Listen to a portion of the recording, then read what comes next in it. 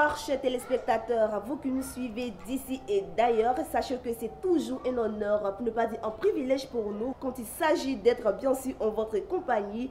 Aujourd'hui sur le plateau de l'invité de la semaine, nous recevons la présidente de la plateforme de la société civile alternative citoyenne ivoirienne, Madame Puchéry Edith Balé. Bonsoir Madame.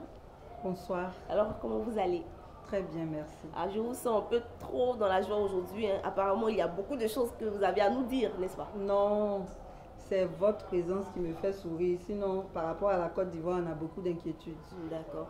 Alors, madame, j'ai envie de vous poser juste une petite question. Voilà. En tant que membre de la société civile, voilà, qu'est-ce que vous pensez de l'élection présidentielle à venir? Je vous remercie.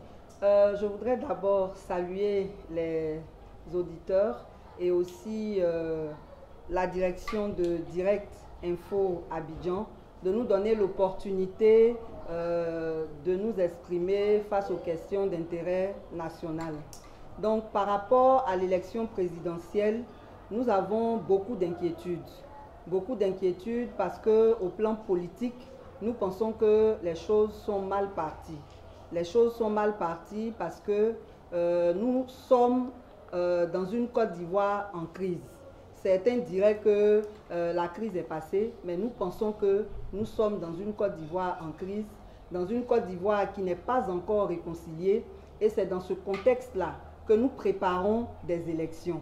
Donc, du point de vue politique, il y a problème parce que la réconciliation n'est pas effective.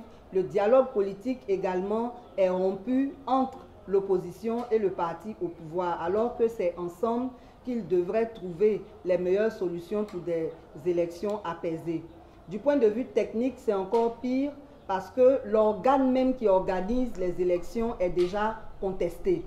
La CEI actuelle n'a pas été réformée, elle a été recomposée et elle a été mal recomposée, de sorte qu'actuellement elle est contestée à la fois par l'opposition et une partie de la société civile.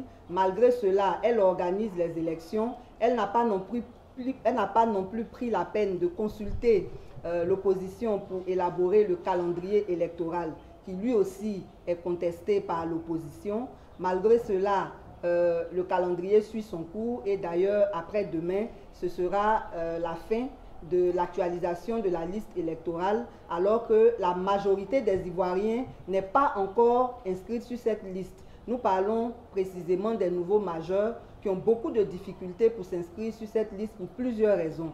La première raison, c'est que la plupart des nouveaux majeurs sont bloqués soit à l'intérieur, soit à Abidjan, parce que ce qu'il faut rappeler, c'est qu'ils s'inscrivent sur la liste avec le certificat de nationalité. Pour avoir le certificat de nationalité, il faut présenter un extrait de naissance.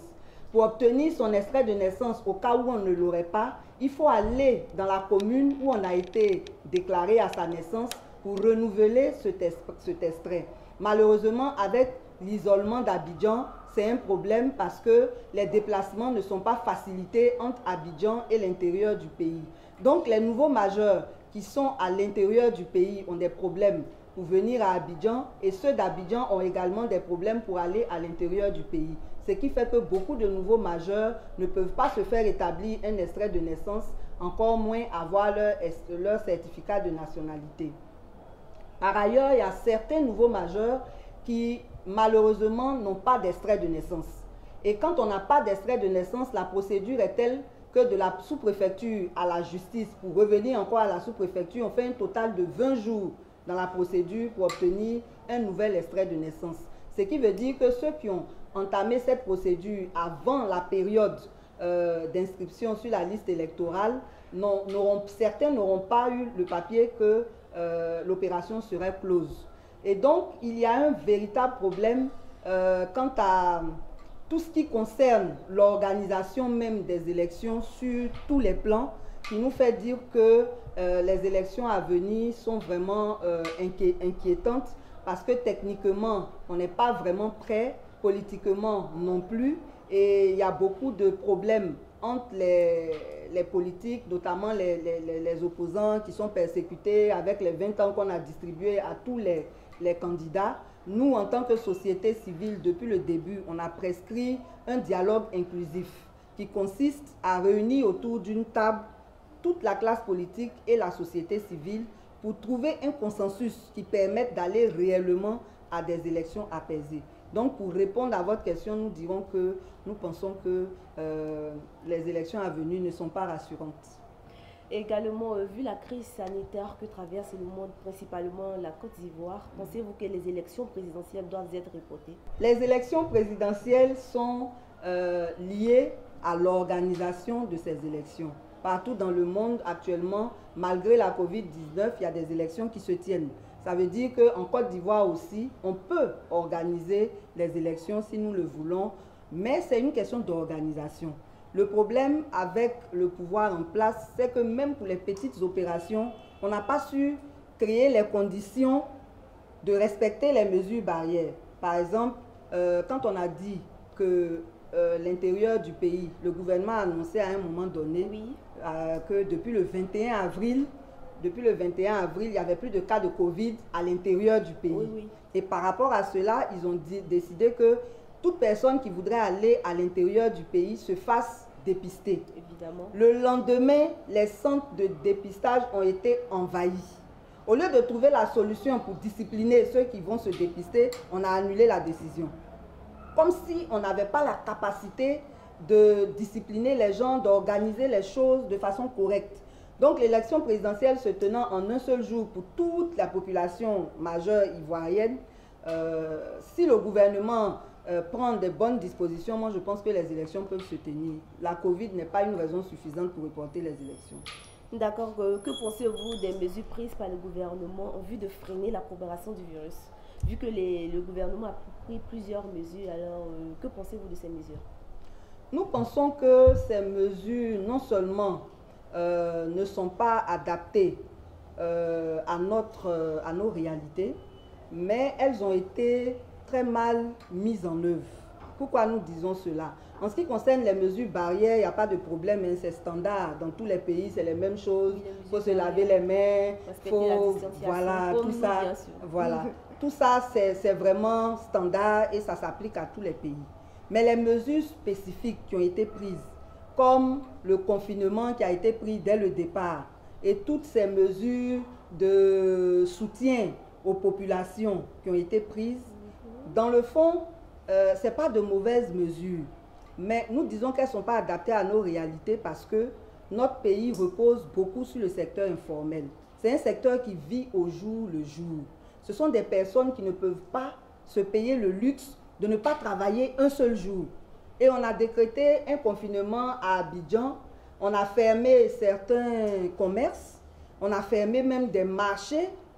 Et du coup, si vraiment le gouvernement pensait aux intérêts des populations, c'est des mesures qu'on n'aurait pas prises parce que ce n'est pas supportable. Ce n'est pas supportable parce qu'en face, on a voulu mettre un programme social qui a été très mal appliqué. Jusqu'aujourd'hui, après 3 mois de mise en œuvre des mesures contre le Covid, moi, dans mon entourage, je ne connais personne qui ait bénéficié de ces mesures sociales. Ce que nous avons constaté, c'est que ces mesures sociales-là ont servi pour une campagne du RHDP. Parce que tous ceux qui ont reçu les 25 000, tous ceux qui ont reçu les dons-là, ne font pas partie de la population normale. Puisque nous sommes sur le terrain, les quartiers où nous allons, les populations que nous visitons n'ont jamais rien reçu. Par contre, on a appris qu'il y a des familles ou des individus ou des personnes individuellement dans la même famille reçoivent ces choses. Donc, nous pensons que c'est des mesures qui n'étaient pas adaptées. Nous pensons qu'il y a eu beaucoup d'incohérences dans tout ce qui a été décidé quand nous prenons le cas de l'école.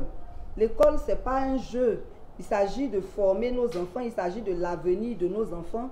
On ne peut pas prendre des décisions sans associer tous les acteurs du secteur de l'école. Normalement, avant même de décider la reprise de l'école, on devait réunir les enseignants, on devait réunir les parents d'élèves pour réfléchir ensemble sur les conditions dans lesquelles on allait rouvrir l'école. Ça ne s'est pas fait.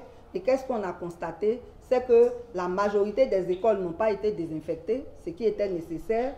On a fait reprendre les élèves des classes intermédiaires en même temps que celles des classes d'examen, alors qu'on avait déjà épuisé 2 trimestres.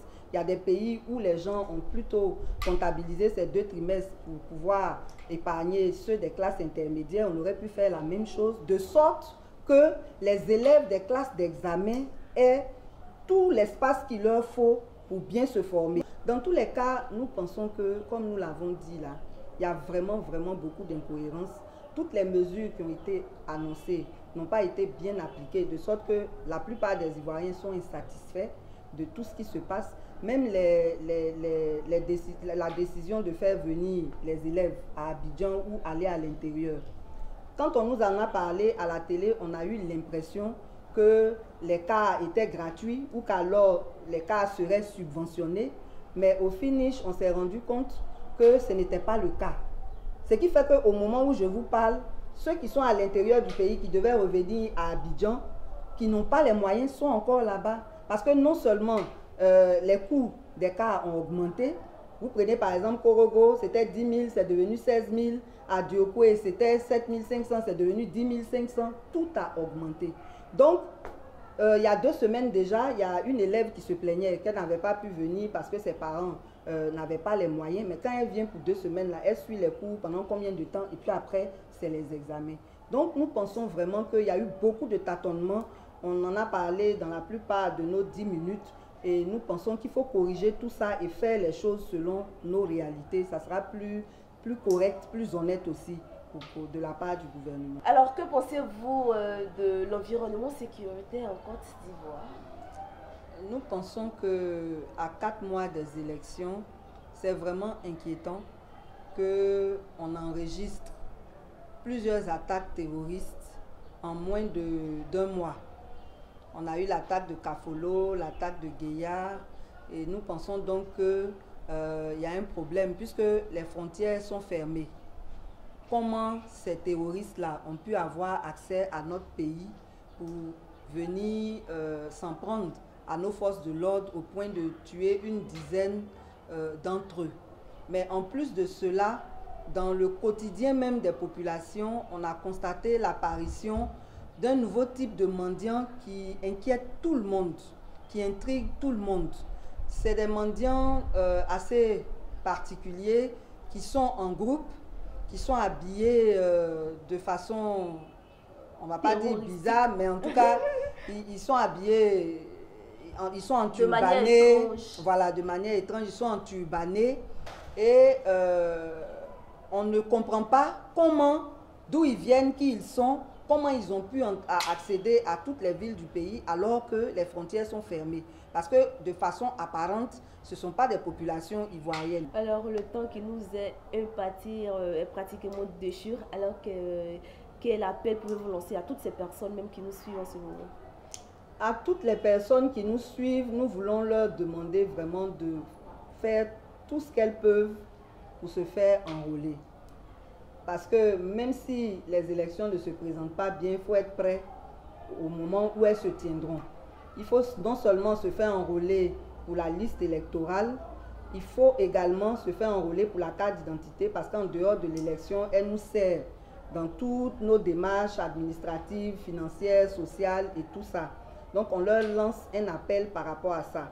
Mais on aimerait aussi leur dire que la période que nous allons aborder à partir de maintenant par rapport aux élections est très sensible. Elle est sensible et comme nous sommes habitués au passage en force, nous pensons que nous devons demander aux populations d'être mobilisées par rapport aux éventuels mots d'ordre qu'on pourrait lancer en tenant compte de l'évolution des choses. Donc nous voulons vraiment que les populations soient mobilisées, qu'elles soient à l'écoute de nos prochains mots d'ordre. Alors, merci madame. Voilà, nous étions en compagnie de madame Puchéry Edith Balé. Elle est présidente de la plateforme de la société civile alternative citoyenne ivoirienne.